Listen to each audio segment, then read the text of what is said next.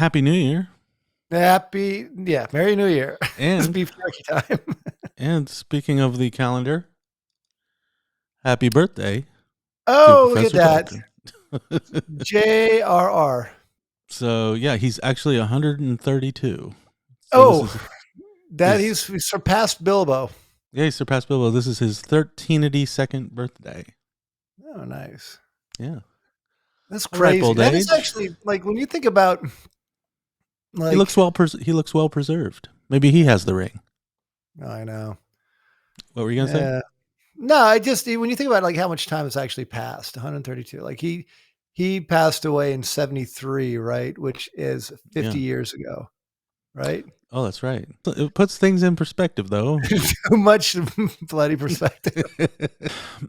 But this is the new year, and did you know that in the Shire, they celebrated their new year on December 22nd, 23rd. They called No, it I didn't Yule. know that. Yule. Actually, January in Middle Earth, in Hobbit speak, is after Yule. That's the name of No. the month. After Yule. Okay. Okay. So where are we at today? Where are we at? I can tell you where Well, we're you at. know, we're in the White Rider. What is that? We are, Chapter 5 of Book 3, we are in otherwise known as Fangorn Forest. otherwise known as we're in Fangorn Forest, or on the eaves of Fangorn Forest, in the Two Towers. Yes. I actually just want to cut straight to an important part of this Okay. chapter, probably the most interesting and the most metal part of the chapter. Word.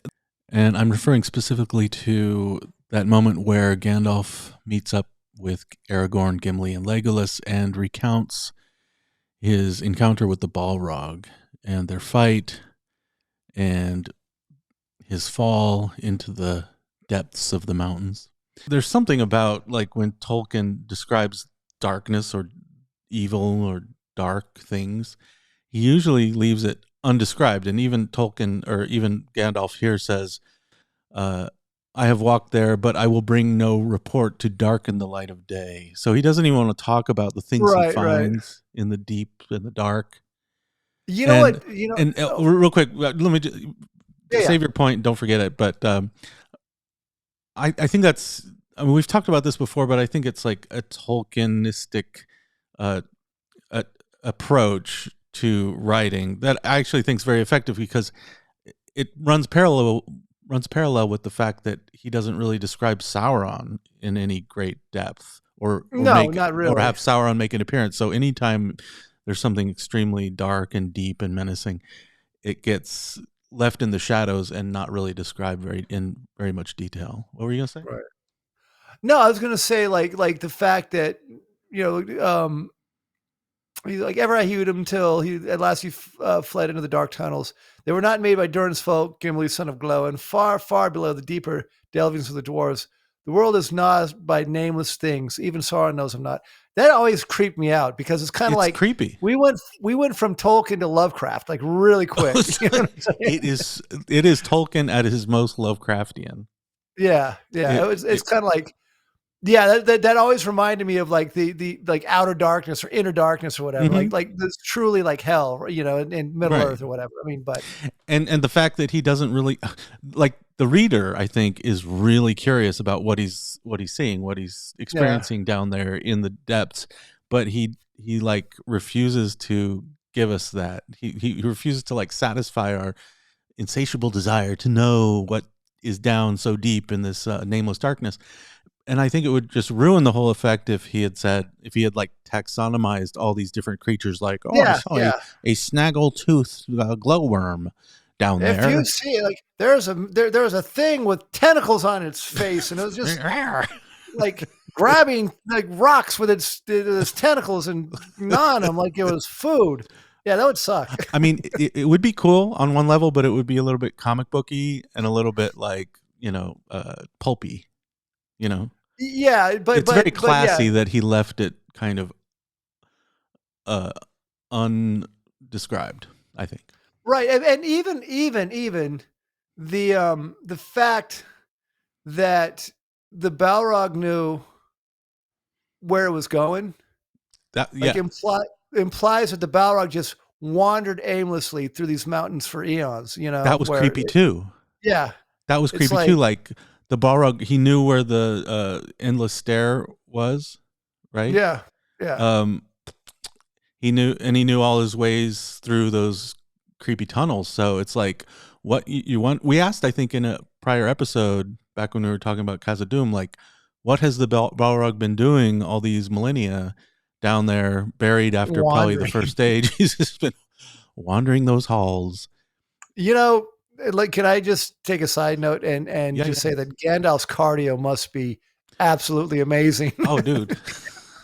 I Well, mean, I think we worked it out once. He like fought for 8 days or yeah, 8 something, right? days. Just yeah, I mean, And he then climbed that looks endless stair. yeah. And then Just fought for climb the 2 more like days. at the end of fighting for 8 days, he just climbed that, or I don't know. Yeah, Maybe that was like four Stairmaster. and a half days. Yeah. Like, I wonder have how you many ever gotten steps on on the this? Stairmaster that would be. Man, I go on the Stairmaster at the gym for like 15 minutes and I cannot like, dude, it sucks so bad, you know? Yeah. Yeah. So that's why when Gandalf returns and he's like His hanging out. his, his quads must just be fully developed. Totally. So I did see a debate on Reddit. Not that I Okay. mind the Reddit forums for content. Okay, maybe I do a little bit, but um, the debate was, hey, why? Or the discussion was hinged on the fact that, like, what was in it for Gandalf to fight the Balrog when he was down so deep after the company of the 9 or the 8 had already kind of made it across the bridge and had escaped the Balrog.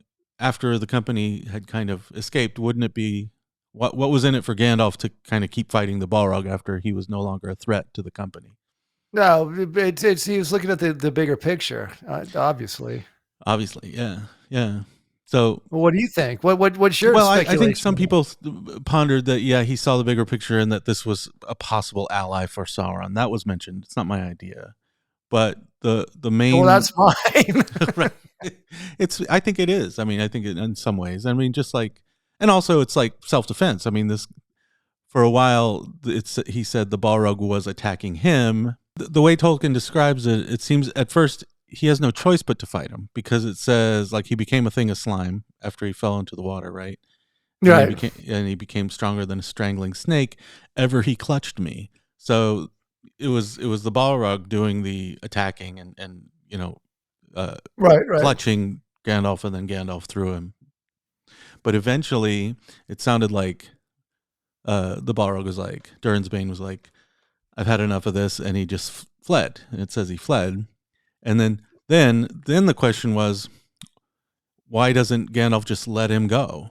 Well, And no, that's because he explained it right in there. Because like if he had to follow the Balrog to get out, like to get out of where he was at, he would right, have right. been So that was, I lost. think that was interesting, um, an interesting detail that Yes. that the Balrog that was his own nemesis like became his means of escape, and he like clutched the heel just to find his way out. And but yeah, just the fact that there's all these like nameless things in the depths of the earth with all these like cavernous twists and turns that just kind of go on endlessly, deeper than ever even the dwarves had delved. Yeah. Like, I don't know if you've seen some of these dark ambient, kind of a side note, but like on the interwebs on YouTube, it's quite popular to see these like dark ambient recordings of like just an ambience of some kind of dark menacing looking castle or something, Right. and you just hear this creepy noise that just sets a mood, and it can go on for 8 hours or a few hours. But I just someday when I have some free time, I want to make like a dark ambient soundscape and just For have it beneath conceptually set. Khazad-dûm. Have it conceptually set in these like tunnels and say like you are trapped in the tunnels with the nameless things. Yeah, you know what though? The thing is that it would have to be not only darkly ambient but very organic. I don't think you could put any metal. I mean, Right. maybe from like a real distance, like it would have to be because they probably had no kind of metal down there. Just like a Yeah, and bunch of even a slithery. sound of like a synthesizer would be a little bit too ethereal for such a scape. like a soundscape. So it would have to sound like gurgling water or dripping like look look look, and then just kind of like a groan or Right. like a guttural resonating Like, thing. like What were you? drip, drip. Ah. Like the Ah. castle. What is dead? He must have died while carving it. Let's do a song called the Gandalf's Descent, right? And the only thing we have is like Splash.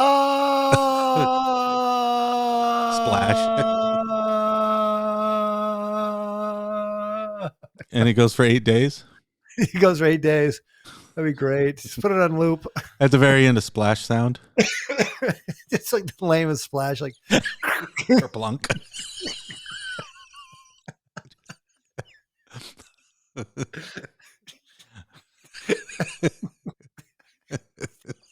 just like flip. Anyway, all right. Okay, Well, so I think I think I like thought that was 4 cool. people are probably going to think that's funny, but those 4 people have like probably the best sense of humor. Anyway, All right. So he ends up, and it's also like he's telling this story to Gimli and Legolas and what? thinking about the Kaplunk. Blunk.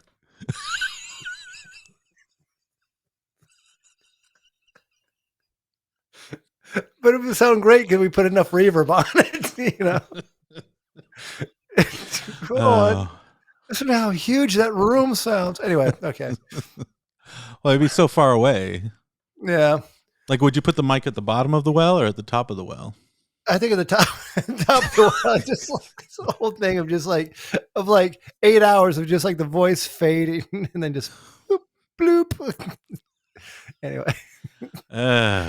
All right. Okay. Enough. All right. Wow. This is what our fans they crave. Yeah. Let's back up and talk about when Gandalf first appears. Okay. And I also think it's interesting that this is the White Rider, and obviously Gimli, Legolas, and Aragorn, they think that this is actually Saruman. Yeah. And we as readers don't really know who it is. And I think Tolkien he plays with that, because not only are we in he plays with it very effectively, because not only are we in Sauron's region, or I'm sorry, Saruman's general jurisdiction, right near Orthanc, but he's got the white beard and he's got a white robe, so he's like Saruman the White, and he has a white hood in which his hat sits upon his hood. So he does have a hood as well. Mm-hmm, mm-hmm. So. And just the fact that if this were Gandalf, wouldn't he have just approached them in a more friendly manner and said, "Hey guys, it's me, Gandalf." Okay, why is he being like all sketchy, mysterious? Like he's being intentionally mysterious. Like, why doesn't he just say, "Hey, it's me, it's Gandalf. Hey guys." So here's what I've always believed, or what I've always gleaned from this whole chapter, and when Gandalf fell, right? So where did he say, "Naked I was sent back for a time until my task is done"? Oh, you want me to go back to that point? Yes. Right in the middle here. Naked I was sent back for a brief time until my task is done. And naked I lay upon the mountaintop, the tower beyond. But here's the thing. It's like he was sent back. So obviously he died. He more or less. But did he get sent back to Valinor, right? And he had I always felt like that he had to go back and he had a task that he had to do in order to come back. I don't think that's the case, but that's what I always thought when I was a kid, reading this. You know what I'm saying? Maybe I read it wrong. But I always felt he had a quest that he had, the side quest to build his strength back up, and now he can go back and now he's ready to face Sauron. It's interesting. My whole life I've read this wrong, Because when he says naked, I was sent back, I assume he meant the back was back to Valinor. Right. Yeah, that's what I always thought. But Like, but what he means is naked, I was sent back by the Valinorians, by the Anur, or yeah. by the spirits, back to Middle Earth, naked for a brief time until his task in Middle Earth was done. Right. Okay, but right here, the line before, then darkness took me, and I strayed out of thought and time, and I wandered far on roads that I will not tell. You know what I'm saying? So, like, I always felt that, oh, he has his tasks that he has to do. Like, he went on a quest, or he had to find his way back to, like, wherever he was going, like he was, like, basically in limbo. I strayed out of thought and time. So it's like, basically, he's in this void. There's a strange, like, temporal phenomenon that occurs to him, because later he says, there I lay staring upwards while the stars wheeled over, and each day was as a life age on the earth. So it seemed. Yeah. But that being said, now, like, so that's like the backstory, right? Right. So now this goes all like towards explaining why he was playing it coy for our boys that were hunting him, because he forgot who they were, because he said like many things I forgot and many things I've remembered. Like what, like, you know what I'm talking? Like he forgot a lot of stuff. So he went. Well, he even and says Gandalf. That's what they called me, like as if he's remembering. Yeah, okay, that was my name. I was Gandalf. Right. So like, oh, and then maybe that like kicked in. It's like, oh, hey, again, it just felt like that he needed something to jog his memory to, and then that's why he was being very mysterious. I mean, or it could have just been like, it's Tolkien. funny. Okay, go ahead. No, I agree. I think, I mean, it's not entirely like without, unquestioningly perfectly packaged, because there are questions we can still ask, like, well, if he doesn't even remember his name, then how does he kind of miraculously appear in this very strategic location in Fangorn Forest, like right there where his friends are? Because of Galadriel and because of Gwahir. Okay. Well, did Gwahir drop him off right there? I think so. I mean, if he didn't, then yeah, he said he says Gwahir knew kind of that the hobbits had been taken, and he could track them, but there's some things that Gwahir can't see under tree, under mountain, or whatever. So I guess they have a general sense of where they need to drop Gandalf off. But just the fact that like he's wandering around and he seems to like he knows who Treebeard is, but he doesn't know who he himself is, what his names are. But I mean, it's still cool. I mean, I don't think it's really that much of a problem. Some of it could be like he's testing them, or he's like messing with them somehow. What the thing is like what I do like, what is effective about this chapter and about Gandalf and the way he is right in this chapter is you certainly sense that the old Gandalf is kind of gone. You know what I'm talking about? He's there, but he's not. Like this is a new Gandalf. Like all of a sudden, like you've got this Gandalf that has way more, like is way more powerful and is like not shy about kind of flexing that. Right. No, he says a few things that are kind of like that show that he's a little bit of a different person now. He says like, "Oh, your weapons can't hurt me," and he also says this. I mean, I think it's said in jest or as a moment of levity, but I think he meant it in truth, that like old wise people don't have a lot of time to explain everything to young people. Remember that when he said like, I don't speak in riddles. I'm speaking to myself because I'm trying to speak to the wisest person because I don't have time to talk to like my underlings and my inferiors. It's like, that's kind of humorous and bantery, like in the old Gandalf way, but with a little bit more of an edge that you didn't really get before, I think, like he's almost bragging, also, like I'm a little bit cooler now. So recognize. No, but the other thing is too, is that he just got done having this psychic battle with Sauron just not not too long. Like he was Right. probably just coming back out of that because he said I was weird. Like basically he was wrecked after that. Like basically saving Frodo on Aemon Hen. Aemon Hen. No, there's a lot of weird like doublings or parallels because he's like he battles the Balrog and you think, well, that must have just wrecked him. And then he kind of summoned back up his strength for this psychic battle with Sauron when Frodo was, putting on the ring on Aemon Hen and Gandalf was able to be like, speaking into his ring like it's a microphone, like take it off, you fool. Right. Oh no, okay. Actually, we just answered our own question though. We just answered it. Oh. Why is Gandalf there? Because he knew that Frodo was there, and like he's just kind of following like the logical path, right? We knew Frodo was on Aemon Hen. He was on Aemon Hen, and then it's kind of like, all right, he's going south, so and then he knew that he's not following Frodo though. He's following these other guys. Right. But he kind of knew like general area of where they're at. So do you think Gwahir was like, yeah, your friend Frodo went this way, and I kind of lost track of him, but these other, Aragorn, who he's also very keen on following, is like going the other direction. So why don't you go that way? Yeah, maybe, but also I think that it would make the most sense, because without knowing where Frodo is, actually he wouldn't know where Frodo was, though. He would know where Frodo was. So I mean, who knows? But again, like we can sit here and debate, or like speculate all day about this. But the point is, like, effectively, like Gandalf is now this like loose cannon that he, more so than he was before, like and way more powerful. Right. Which is right. Pretty cool. Right. But just as I was going to say, so there's all these like kind of doublings because you have, Gandalf fights the Balrog and then Gandalf fights more psychically Sauron, but it's probably just as intense and draining for him.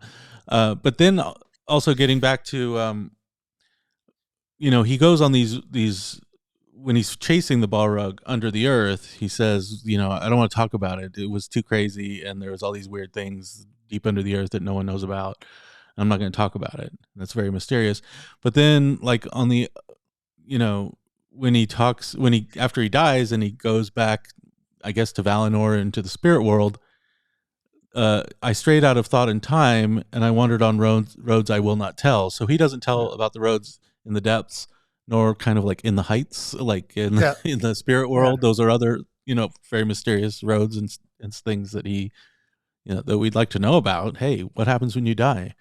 But he's not going to talk about it. So it's very frustrating. One thing I have to say, I mean, love Tolkien to death, but sometimes when these new powers are disclosed, like Gandalf can talk to Shadowfax and he could actually talk to Frodo and say, take off the ring, you fool, whatever. Yeah. Like if he can do that, like when new powers are disclosed, it kind of makes me think like, well, why doesn't he use that more often? Why can't he just like, say, hey guys, you want to know where Frodo is? Let me call him. And like, Frodo, what's up? Yeah. But the thing is though, it's like, again, how long was he out after? He had his fight with Sauron and sorry, he had his fight with Sauron and wore him out, but it probably had a lot to do with like his just projecting himself into like basically doing his astral projection or whatever he was doing. Right. So he could have been like, I'm going to check in on Frodo, but I'm going to be out for like 3 days. So just but also in order for him to kind of summon Frodo or to kind of be present for Frodo, like he was when Frodo was on Aemon Hen, Frodo has to be wearing the ring, and he doesn't want Frodo to be wearing the ring, right? Yeah. I mean, like for in order for Gandalf to kind of, if this is actually how it works, like Gandalf can telekinetically interact with Frodo through the rings. Maybe it has something to do. And again, I haven't read, like, I'm really bad about doing like any kind of real research for this. I want to go off of the book and no, I think this is it's good actually. But maybe it's because Frodo's in the other realm and not like where, like the spirit realm where when he has the ring on. When he has ring on, and it's right. That's kind of what I'm saying.